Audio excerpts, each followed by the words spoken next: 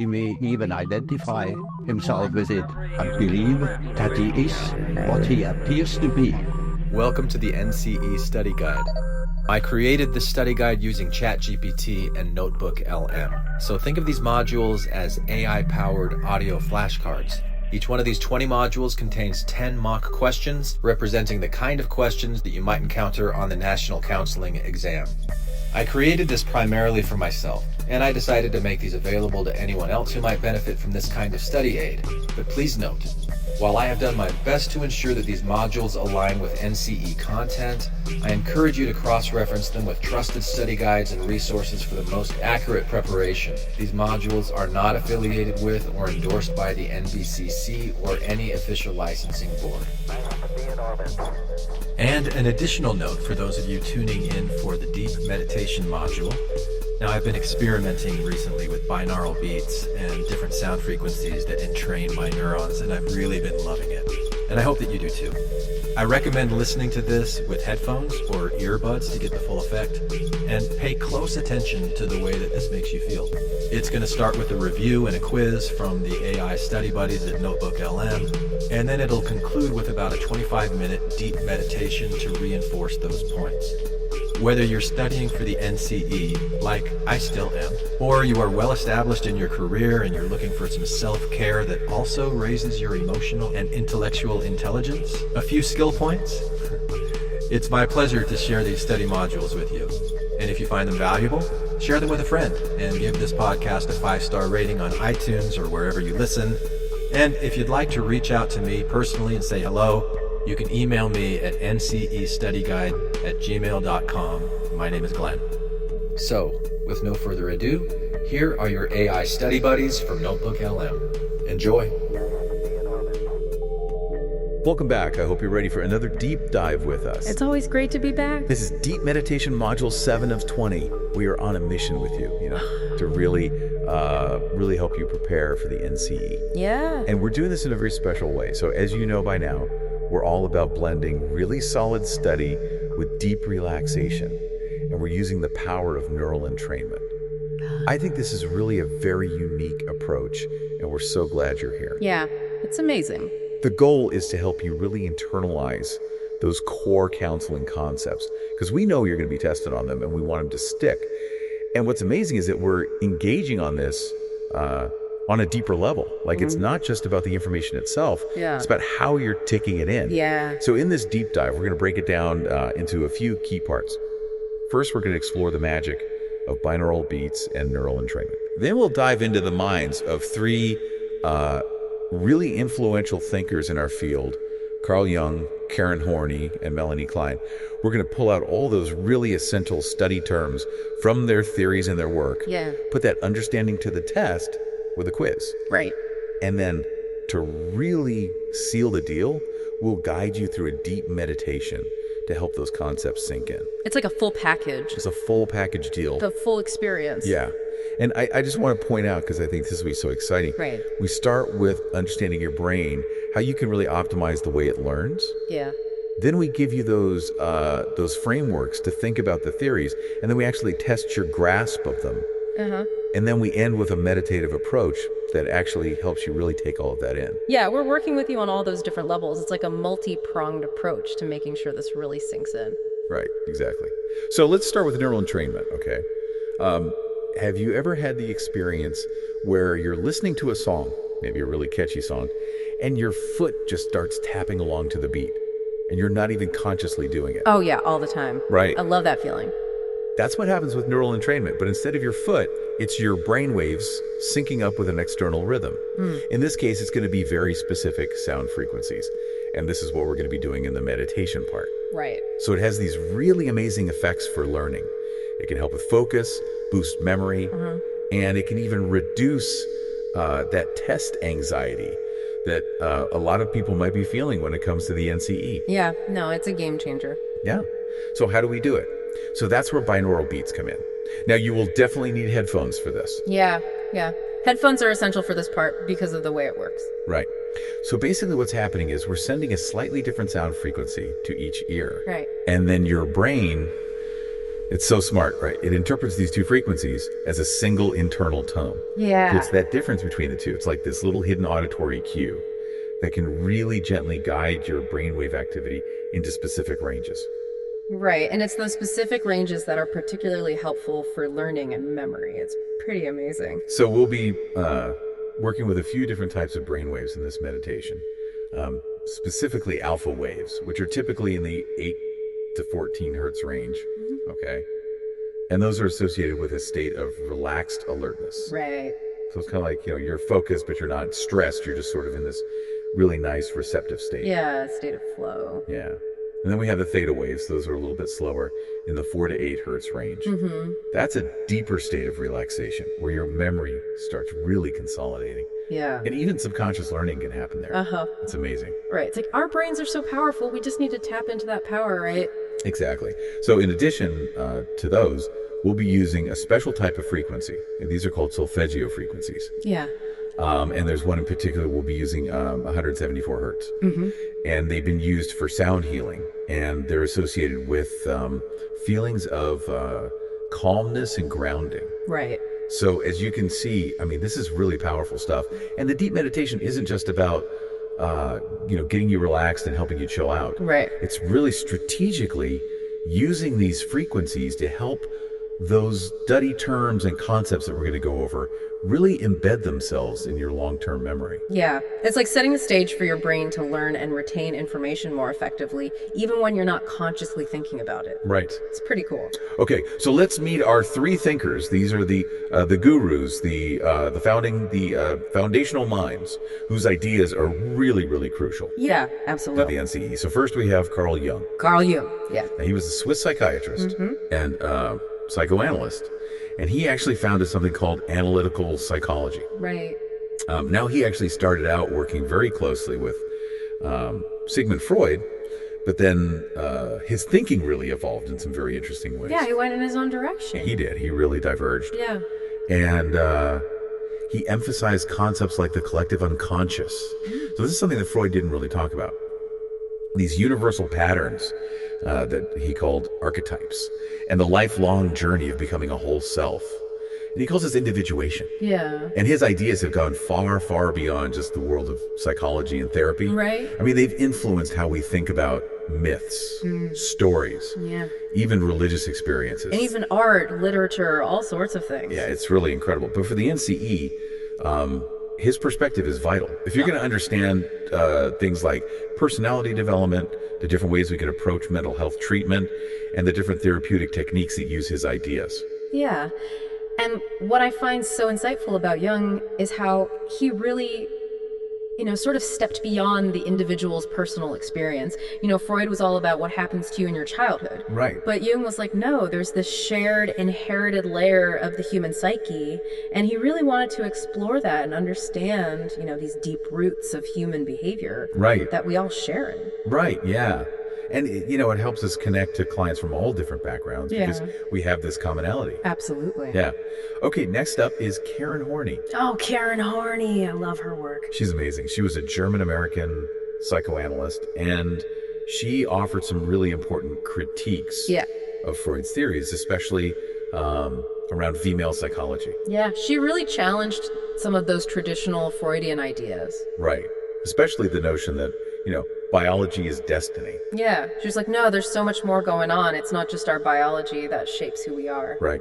And she really brought in this much needed focus on the impact of social and cultural factors, emphasizing how our relationships, especially those early childhood ones, shape our personalities and our well-being. Yeah. And the broader societal context as well. It's huge. Yeah. And so for the NCE, her work is super important for understanding, how anxiety develops, all those different coping strategies people use, how personality forms, and some of the really important approaches to therapy that, are relationship focused. Yeah. And her focus on that social environment was so valuable because, it kind of broadened our understanding of mental health beyond just those internal instinctual explanations that Freud was focused on.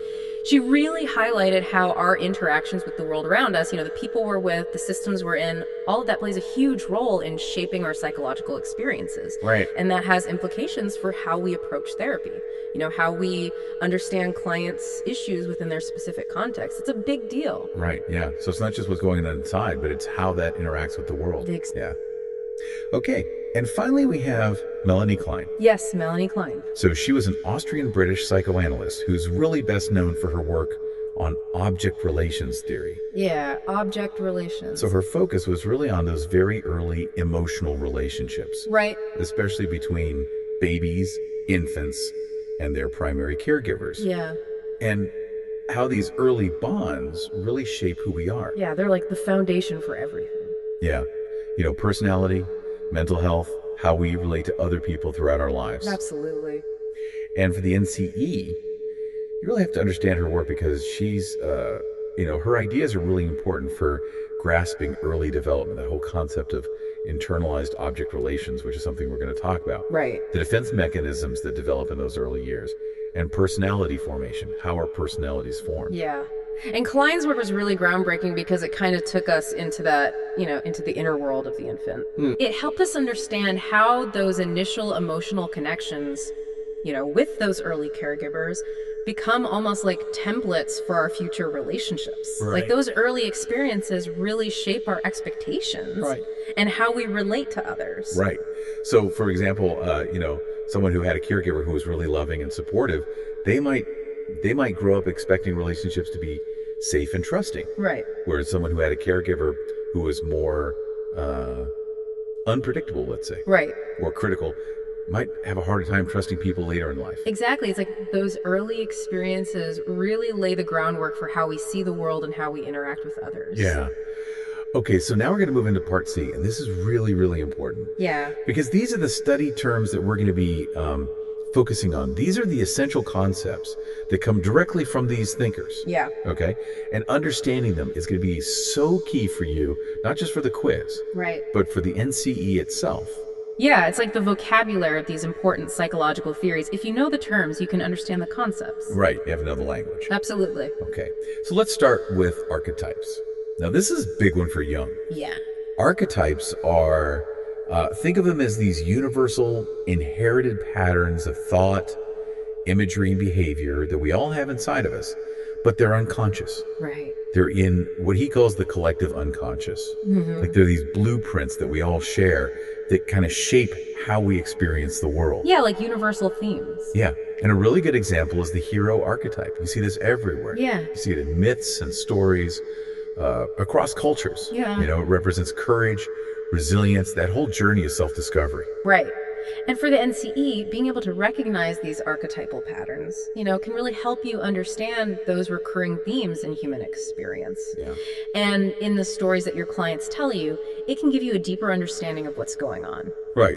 Okay, so now, closely related to archetypes is the collective unconscious, which is really Jung's idea of this shared, inherited pool of memories, ideas, that are common to all of us. Right. Okay, and they're not based on your personal experiences. Right. This is what Jung was saying. This is what's different. Yeah. These are the accumulated experiences of our ancestors. Yeah. It's like this deep well of knowledge and wisdom that we all tap into. Yeah, it's like a universal library of human experience. Yeah.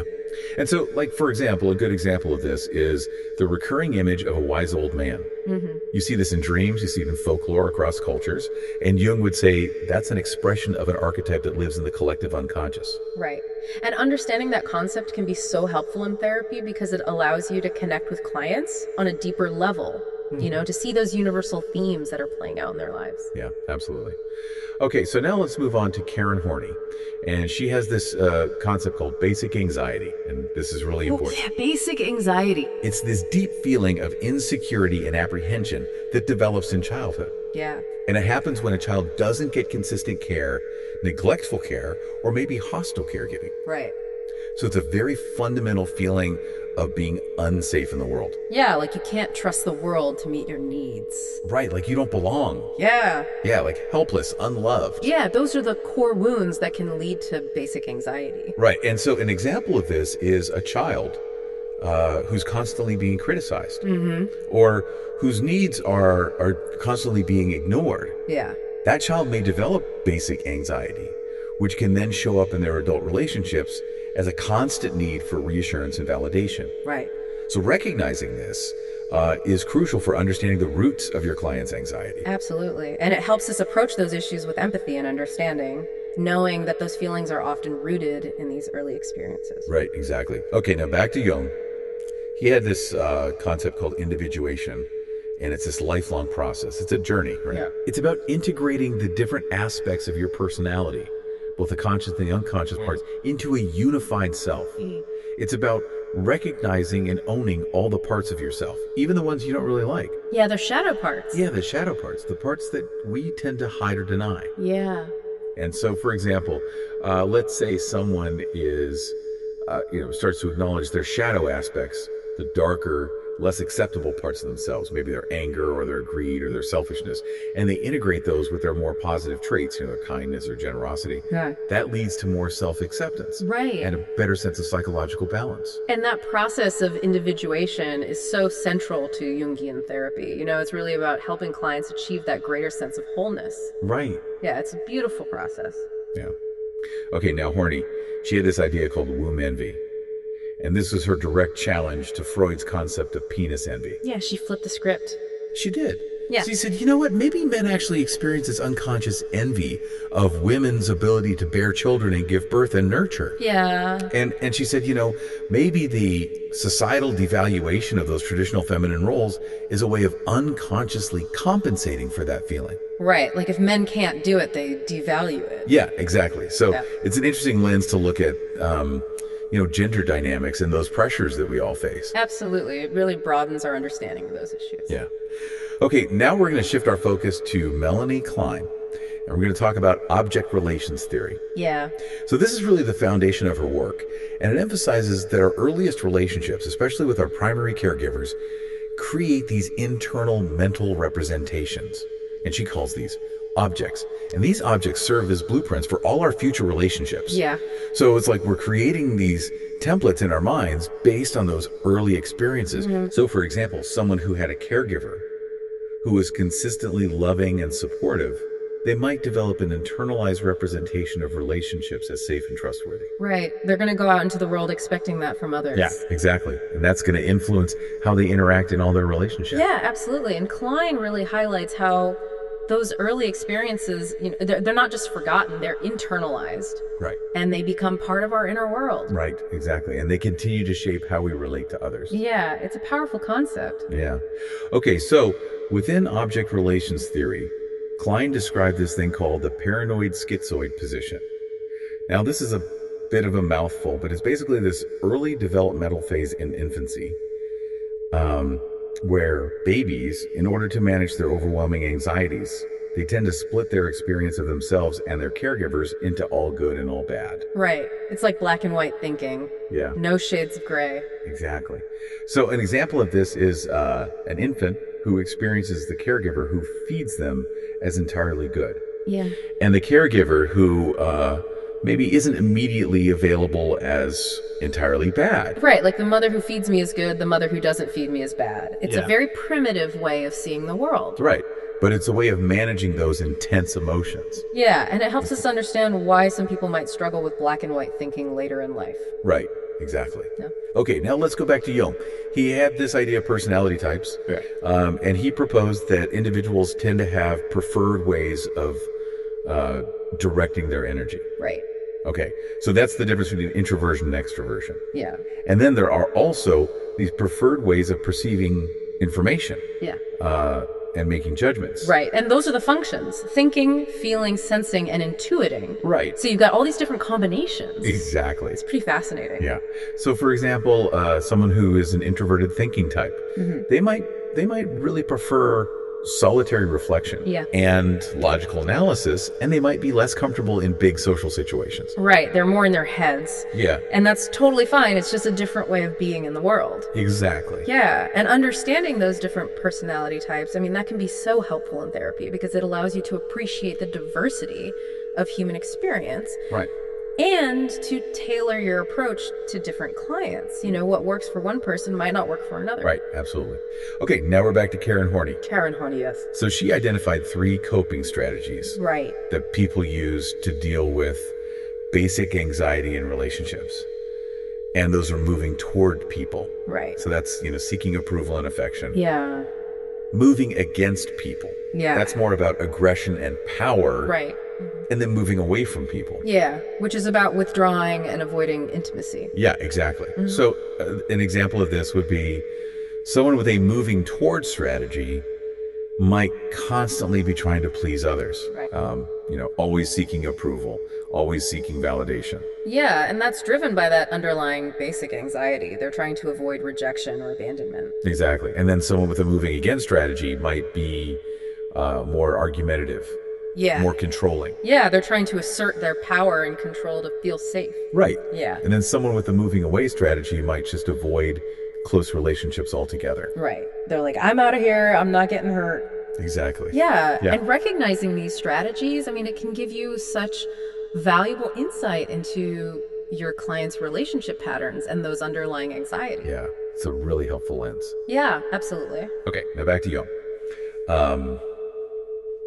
He had this idea of the shadow, and this is really interesting. Yeah, the shadow. It's basically, it represents those unconscious aspects of our personality that we tend to repress, deny, or project onto other people. Yeah, like we don't want to see those parts of ourselves. Right. And it often contains those less acceptable parts of ourselves. Yeah. The darker impulses and traits. Right. So for example, someone who is constantly criticizing others for being selfish. Right. They might be unconsciously projecting their own selfishness, which is part of their shadow, onto other people. Right. And bringing awareness to the shadow and integrating it is actually, a crucial aspect of Jungian individuation. Yeah, it's about embracing all parts of ourselves, even the parts we don't like. Yeah, absolutely. Yeah. Okay, now back to Klein. We talked about internalized object relations, and just to remind you, these are those mental representations of our early relationships that become part of our internal world. And they have a huge impact on how we see ourselves, how we see others, how we interact in our relationships. Right. It's like we carry those early relationships with us throughout our lives. Exactly. So someone, for example, who experienced unpredictable or critical caregiving early on might have a really hard time trusting partners later in life. And it's because of those negative internalized representations. So understanding this can really help you appreciate the lasting impact of those early experiences. Yeah, it's like the past is alive in the present. Absolutely. Yeah. Okay, now let's talk about defense mechanisms. Yes, defense mechanisms. So these are relevant across all the psychodynamic theories. Right. They're basically these unconscious strategies Yeah. that we all use to protect ourselves from anxiety, conflict, and painful emotions. Yeah, it's like our ego's way of trying to keep us safe. Right. And a classic example of a defense mechanism is repression, where you unconsciously block out a traumatic memory. Yeah, like it's too painful to remember. Yeah, it just disappears. Yeah, it goes underground. But it's still there. Exactly. It's still influencing us, even if we're not aware of it. Yeah, and recognizing those defense mechanisms in your clients is so important for understanding what underlying anxieties they might be dealing with. Absolutely. It's like a clue to what's going on beneath the surface. Exactly. Okay, now let's talk about the superego. Yes, the superego. So this is our moral compass. Right. It's that part of us that tells us what's right and wrong. Yeah, our conscience. Yeah. And this idea, it was influenced by both Freud and Klein, and they describe how our sense of morality, that conscience, those internalized rules and values, develop through our early relationships with our caregivers. Right. So it's like we internalize their expectations. Yeah, we learn right from wrong from those early figures in our lives. Yeah, exactly. So an example of this would be a child who grows up with really strict moral codes. That child might develop a very strong superego. Yeah. And experience a lot of guilt when they feel like they've done something wrong. Right. And understanding the development of the superego, it's really important for, for understanding the origins of a client's moral standards and their self-criticism. Yeah, it can give you a lot of insight into their internal world. Yeah. Okay, so Jung also talked about the ego functions. Yes, the ego functions. And so the ego in Jungian psychology is the center of conscious awareness. And it's really important because it mediates between our conscious thoughts, our unconscious drives, and the outside world. Yeah, it's like the CEO of our personality. Exactly. Yeah. And the ego functions are thinking, feeling, sensing, and intuiting. Mm-hmm. And those are the ways that the ego actually processes information and makes decisions. Yeah. So, for example, someone with a strong thinking ego function might be very logical and analytical in their decision making. Right. And understanding these functions can help you appreciate those different cognitive styles that people have. Yeah, it's like everyone has their own unique way of processing the world. Right. Yeah. Yeah, we can't talk about psychodynamic theory without mentioning Freud. Of course, the OG. Right, exactly. And so we have to talk about psychosexual development, which is Freud's theory. And it outlines the stages of development that are driven by, those evolving psychosexual urges. So even though later theorists like Klein differed in their emphasis, Freud's focus on the impact of early childhood experiences on personality was super influential. Yeah. And Klein definitely took that and ran with it, Absolutely. She just had a different lens on it. Right. So, for example, Freud had this idea of fixation at the oral stage, which could lead even to identify dependency himself issues as later in believe life. Right. that And he Klein is also what explored he that, appears to be. but she did it through Welcome her to the object NCE relations Study perspective. Guide. Right, she looked at I how created those the early study guide feeding using experiences, ChatGPT and those Notebook relationships LM. around feeding. So think of these can shape modules those as patterns of AI-powered dependency. audio Right, exactly. flashcards. So it all Each kinda one of these ties 20 together. modules Yeah, contains absolutely. 10 Now, mock Jung questions adapted one of representing the Freud's kind of key questions that you might concepts. encounter on the national He counseling called it the exam. Electra complex. I created So this this is primarily his, for myself, and I parallel decided to to make the, these the available Oedipus to anyone complex. else who Right. might But benefit from this specifically kind of describing study what aid. happens to young Please girls. note, Yeah. while I have done my best to they ensure develop that these these feelings modules of align with attachment to the NCE father content, and I rivalry encourage you to with the mother. cross-reference And so them with trusted understanding this study guides and concept resources gives for you the a most framework accurate for preparation. understanding These modules female are not psychosexual affiliated development with or from endorsed that by the unique NCCC perspective. Yeah, it's a or way of any understanding official how those licensing early authority. family dynamics shape girls' And an development. additional note exactly. for those of you Okay, tuning now back to in Jung. for the deep meditation He had this module. concept called the Now, I've been persona. experimenting Persona, recently yes. with binaural And beats this is, and different sound frequencies that it's like a train mask. my neurons, Yeah, and it's I've the created social a mask we wear. document. Yeah, And I hope it's that you the do too. outward presentation I that we recommend show to the listening to world. this Right. with It's the headphones role we or play in earbuds to society, get the full effect. and it might not pay always close reflect our attention true to the self. way that this Right. makes you feel. So, for It's example, gonna start with a someone review might and present a quiz very from the AI confident study and buddies assertive at Notebook persona LM, at work, and then it'll even if they're conclude feeling with about a insecure on the 25-minute inside. Yeah, like they're faking it meditation till they to make it. Right. Yeah. And recognizing Whether that you're studying persona for the NCE, is so like I important still in therapy am, because or it you can are help well clients established explore in your that career gap and you're between looking for some how they present self-care themselves that and how they also truly raises feel. your Yeah, it's about emotional helping and them intellectual connect with their intelligence. authentic A few skill selves. points. Right. Now we have to mention Freud's It's my concept pleasure of to the share edible these study conflict, modules with you. which is not And if you strictly find a valuable, share Neo-Freudian them with a friend. idea, And but give it this did podcast influence a lot of the 5-star later rating on psychodynamic iTunes or thinkers, wherever you even though it was listen. often And reinterpreted. if you'd like Right, to it's reach one of out those to me foundational personally and say concepts hello, that everyone kind of you riffs can on. email Yeah. me at And it describes ncestudiguide@gmail.com. a young boy's My name is unconscious Glenn. feelings of So, desire for with his no mother further ado, and here rivalry are with your his AI father. study Yeah, buddies that from classic Notebook LM. triangle. Yeah. Enjoy. And so, even though later theorists kind of modified this idea, understanding it, even in its modified forms, can give you some insight into those early family dynamics. Right, it's about understanding those early relational patterns. Yeah, exactly. Okay, now circling back to Karen Horney, one of the central tenets of her work is this emphasis on social and cultural influences on personality. Right, that was her big thing. Yeah, and it was a major departure from Freud's more biologically driven theories. She was basically saying that our personality is shaped by, the expectations of society, Yeah. the cultural norms, and the relationships we have. Right, all of that stuff matters. It does. So, for example, different societies have different expectations around how men and women should express their emotions. Right. Absolutely. And that it can influence their personality development, how they interact in relationships. Yeah, and that's why it's so important to be culturally sensitive in therapy. Yeah, exactly. Yeah. Okay, and finally, we are going to help you get ready for the NCE exam in a way that you've probably never prepped before. Absolutely. We are going to try something really unique this time around. We're going to help these concepts really stick and, really become a part of you. Exactly. And to do that, we're going to use guided meditation to explore some big ideas from Jung, Horney, and Klein. It's going to be more than just listening. It's going to be experiential. So we're going to be using vivid imagery and NLP techniques to anchor these ideas. So get comfortable, find a nice quiet spot, settle in. All right. Welcome to the meditation portion of this deep meditation study guide.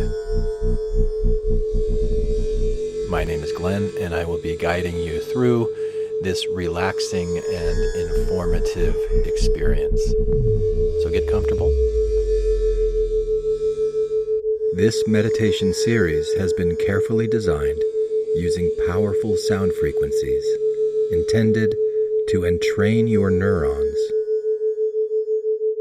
to simulate alpha, theta, delta, and gamma brainwave states in a specific order and duration,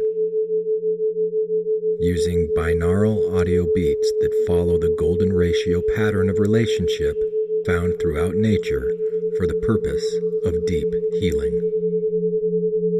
This meditation has been carefully designed to reduce and transmute your daily stress, to help you prepare for the NCE, and to provide recurring self-care reinforcement through neural entrainment throughout your career in the mental health field. By the end of this meditation series, you will understand all of those words, and so much more, in ways that words alone cannot express.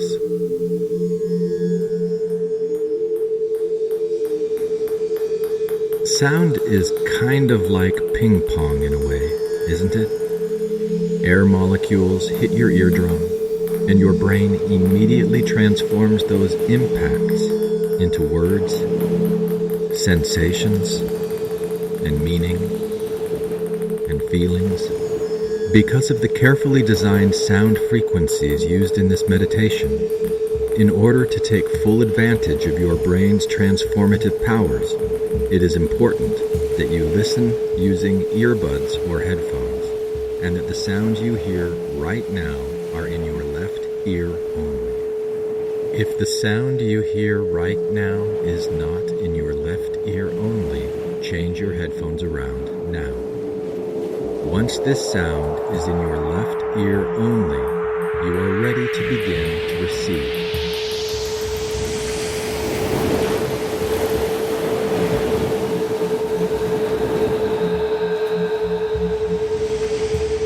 Settle into a comfortable position and begin breathing deeply. In, 2, 3, 4. Out, 2, 3, 4. In, 2, 3, 4. Out, 2, 3, 4. In. Keep your focus on your breath. 4. Out. 2. So let's meet our three thinkers. These are the. Let's dive in. Let's dive into Module 1, Carl Jung. Module 1, Carl Jung. And Archetypes. First we have Carl Jung. Carl Jung. Yeah. And Archetypes. No, when Jung talked about archetypes, he was talking about these universal patterns of thought and behavior that we all share. No, when Jung talked about archetypes, he was talking about these universal patterns of thought and behavior that we all share. Like these blueprints of human experience. His thinking really evolved too. And what's fascinating is how these archetypes show up everywhere. Yeah, like these blueprints of human experience. He emphasized concepts like the collective myths and literature and religion across culture. And what's fascinating is how these archetypes show up everywhere that he called archetypes. Exactly. They're like these fundamental characters in the story of being human. And these like myths and literature and religion across cultures.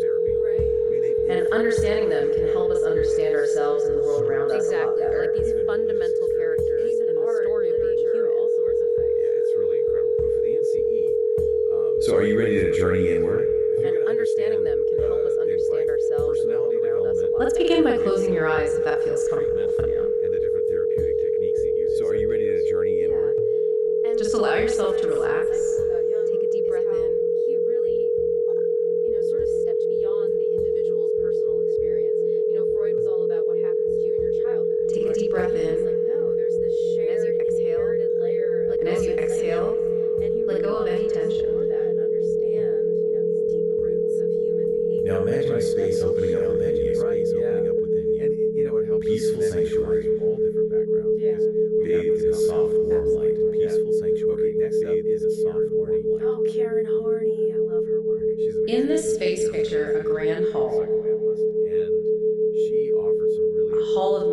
this space picture a grand hall.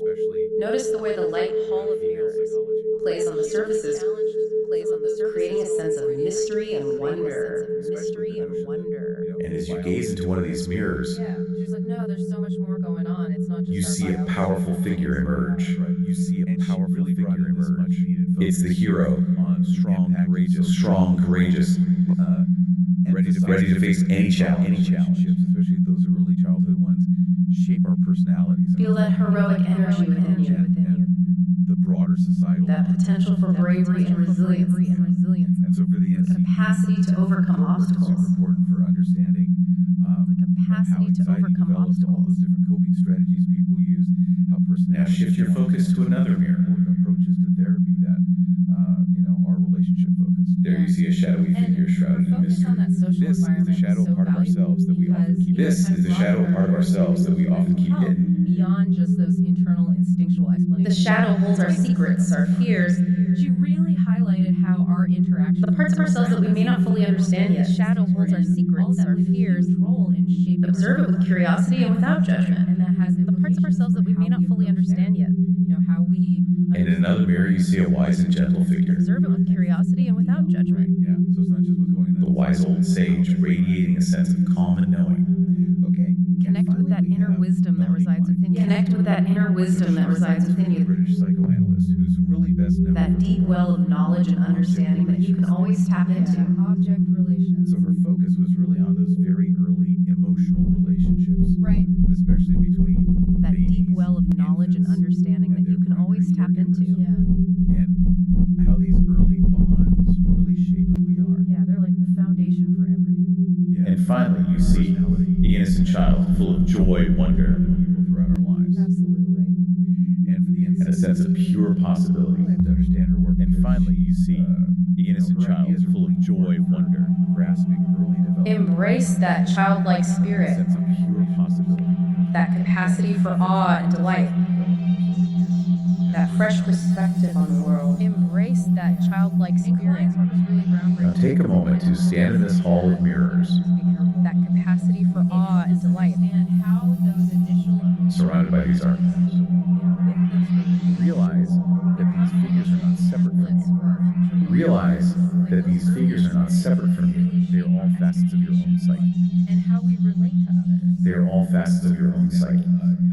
Someone who These has archetypes really loving influence your support, thoughts. They might These archetypes influence your thoughts, your feelings, Shape the way you interact with the world and the people around you. They shape the way you interact with the world and the people around you. Breathe deeply and allow these images to settle within you. Breathe deeply and allow these images to settle within you. Feel this understanding becoming a part of you on a deep and intuitive Feel level. this understanding becoming a part of you on a deep and intuitive level. This knowledge is now yours to access whenever you need it. This knowledge is now yours to access whenever you need it. It's anchored in your subconscious, ready to guide you in your understanding of It's human anchored in your subconscious, ready to guide you in your understanding of human behavior. Okay, so how does this help you?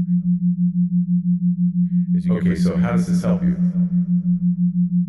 as you get ready for the NCE? Well, understanding these archetypes can give you a much deeper understanding of human behavior. Understanding these archetypes can give you a much deeper understanding of human behavior and the therapeutic process. You'll start to see these patterns playing out in real life. You'll start to see these patterns playing out And that's in real life. precisely what makes this so powerful for your NCE prep. And that's precisely what makes this so powerful for your NCE prep.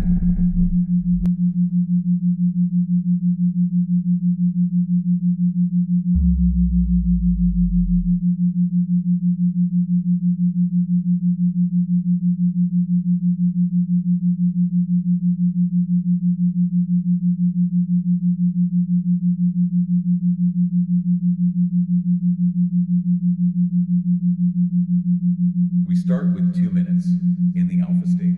This is like when you're relaxed, but still alert. Yeah. It's that feeling when you first sit down to study and you're ready to absorb information. Okay, I can feel that. Right. And then we shift into the theta state for 3 minutes. Okay. This is deeper relaxation. You're more open to suggestion. It's a good time for things to really sink in at a subconscious level. It's like planting the seeds of information in a fertile ground. I like that analogy. Thank you. And then after that, we go even deeper into delta. Okay. For 5 minutes now, this is the slowest brainwave frequency we'll be working with. And it's like that deep sleep state where your brain is processing and integrating everything you've learned. Then we spend the longest time, 8 minutes in the gamma state, Oh, wow. which is associated with this heightened awareness and really fast processing. Okay. This is where you might have those breakthrough moments, those aha moments, where everything clicks and you really start to understand things at a deeper level. And then you just like snap out of it. No, he's back into alpha for the final 2 minutes. Okay. Until you gently integrate it. I like that. And you said this whole sequence is built on a specific frequency. What is that? Yeah, it's the 174 hertz self-fed yield frequency. It's supposed to have really powerful frequency around the So it's not just about trying to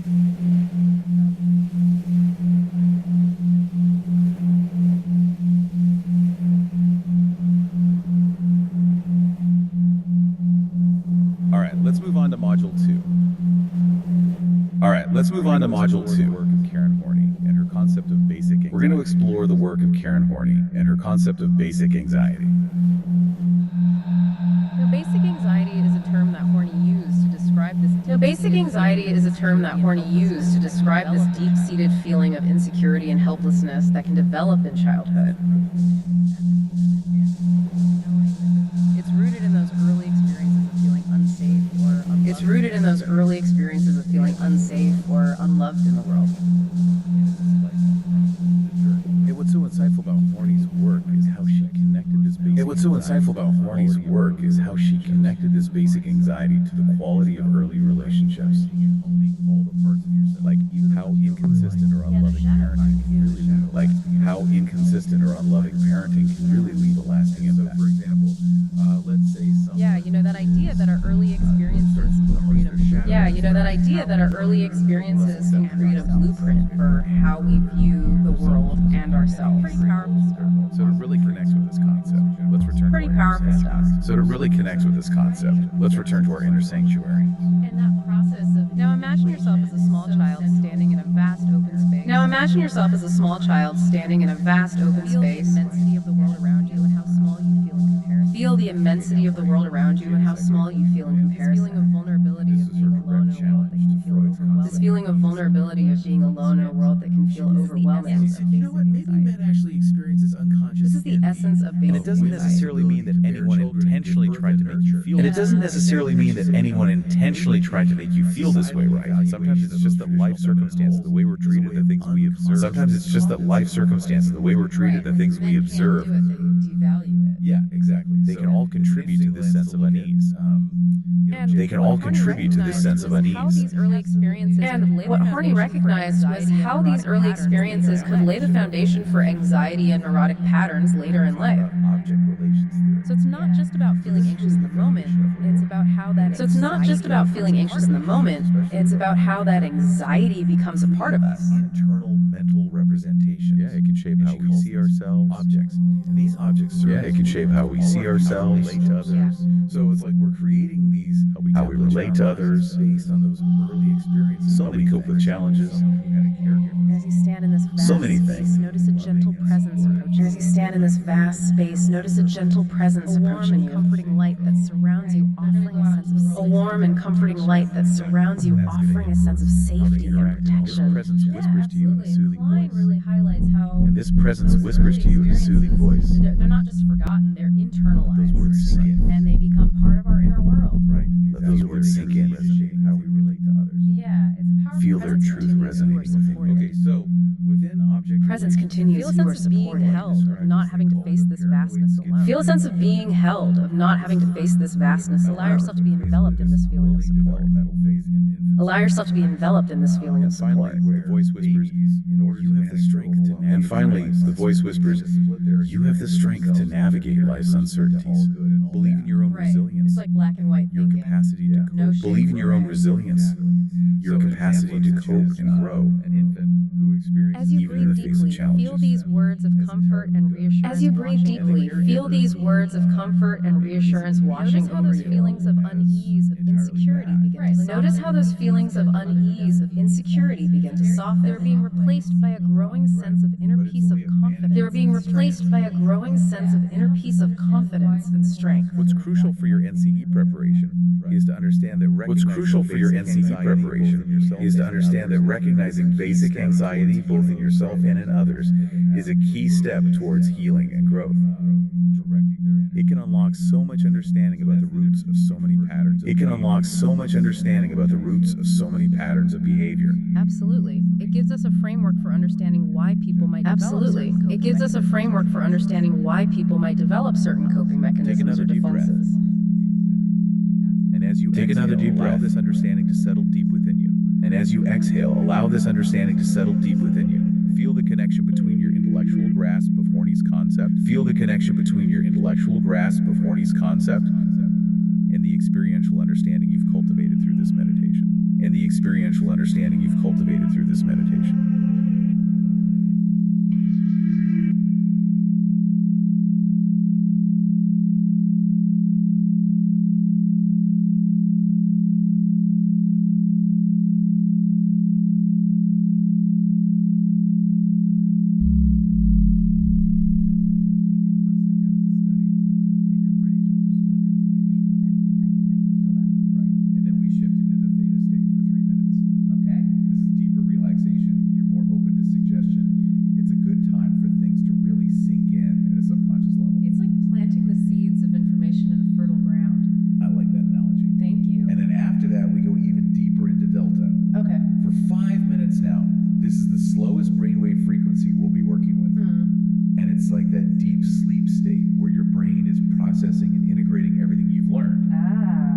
We spend the longest time, 8 minutes in the gamma state. Oh, wow. Which is associated with this heightened awareness and really fast processing. Okay. This is where you might have those breakthrough moments, those aha moments, Love it. where everything clicks and you really start to understand things at a deeper level. And then do we just like snap out of it? No, we ease back into alpha for the final 2 minutes Okay. to help you gently integrate everything. I like that. And you said this whole sequence is built on a specific frequency. What is that? Yeah, it's the 174 hertz solfeggio frequency. It's supposed to have these really powerful healing and grounding effects. So it's not just about cramming information in, it's really about creating a conducive environment for your brain to learn and retain information long term. Yeah, and that's what's so cool about this approach. It's not just about the content, it's about how you engage with the content.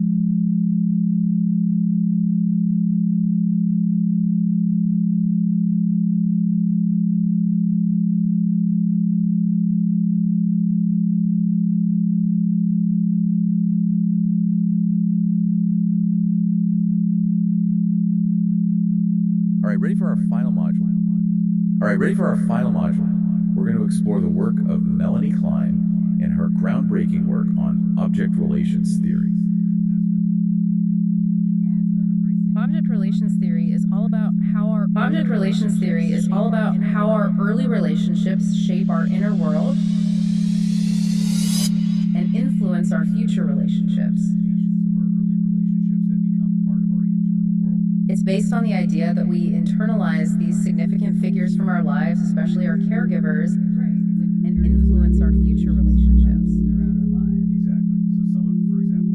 And these internal representations become like internalize these significant figures from our lives, especially our caregivers, templates for how we interact with the world. So understanding this can really help. So basically we're talking about how our earliest bonds of those early experiences create a kind of blueprint and these internal representations become for how we experience relationships throughout our lives. Yes, templates for how we interact with the world. And what Klein called these internalized figures We're talking are about how our earliest objects. bonds used to protect ourselves from a kind of So we're not talking about literal objects, but rather for how we experience relationships throughout our these lives. internal representations of the people who And what have been Klein missing. called these internalized figures are objects. Now imagine yourself as a newborn infant wrapped snugly in a warm blanket. Yeah, you're being held close by your primary caregiver, feeling completely safe, loved, and nurtured. We're not aware of it. Feel that sense of pure connection. of being utterly dependent on this caregiver for your survival and well-being. Of being utterly dependent on this caregiver for your survival and well-being. It's a feeling of complete trust and surrender. It's a feeling of complete trust and surrender. And this idea. But then notice a subtle shift. The arms that are holding you, they loosen just slightly. Maybe for a moment you feel a sense of distance. A flicker of uncertainty. Is the caregiver still there? Will they come back? And this seemingly insignificant experience, this brief moment of potential separation, is at the very heart. Of object relations theory. It's in these early interactions that we start to form our internal objects. Those mental representations of the people who matter most to us. And what's fascinating is that these early experiences can have such a profound impact on how we view relationships for the rest of our lives. Think about it, if your early care was consistent and loving, you're more likely to develop secure internal objects which can lead to healthier, more fulfilling relationships later on. But if your early care was inconsistent or unreliable, if those needs weren't met consistently, it can lead to more insecure or anxious internal objects, which can create challenges in relationships. Exactly, and it's not about blaming our caregivers. It's about understanding how those early patterns, those internal objects, can continue to influence us often without us even realizing it. Take a deep breath in. And as you exhale, allow this understanding to integrate into your awareness. Start to see the dynamics of relationships, both past and present, through the lens of these early object relations. Recognize the profound impact of those first attachments. And remember, for your NCE, studies this image of the infant and caregiver.